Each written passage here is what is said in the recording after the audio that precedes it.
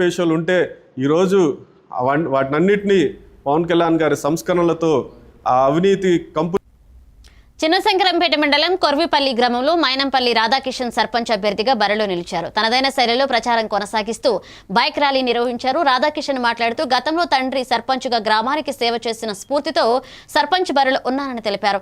ప్రజల ఆశీర్వాదంతో గెలిస్తే గ్రామాన్ని అన్ని రంగాల అభివృద్ధి చేయమని, విద్యా మౌలిక సదుపాయాలు, వ్యవసాయం, సామాజిక రంగాల్లో ముందడుగు వేస్తానని ఆయన హామీ ఇచ్చారు.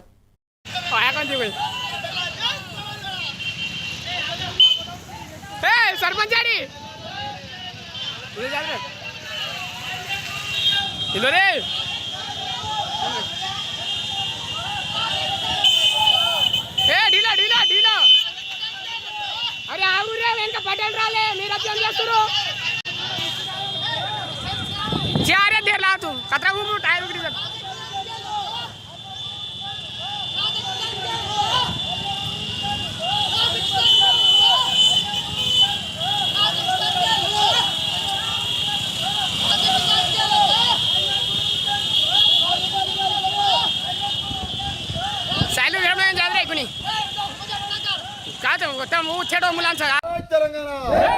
మైనంపల్లి రాధాకిషన్ రావు నాయకత్వం, మైనంపల్లి రాధాకిషన్ రావు నాయకత్వం, కేసీఆర్ నాయకత్వం, కేసీఆర్ నాయకత్వం, హరీష్ రావు గారి నాయకత్వం.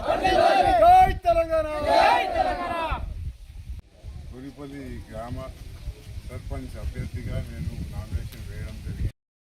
గతంలో మా తండ్రి గారు లచ్చల్ పటేల్ గారు కూడా ఈ గ్రామంకి 10 సంవత్సరాలు సర్పంచ్గా ఉన్నారు.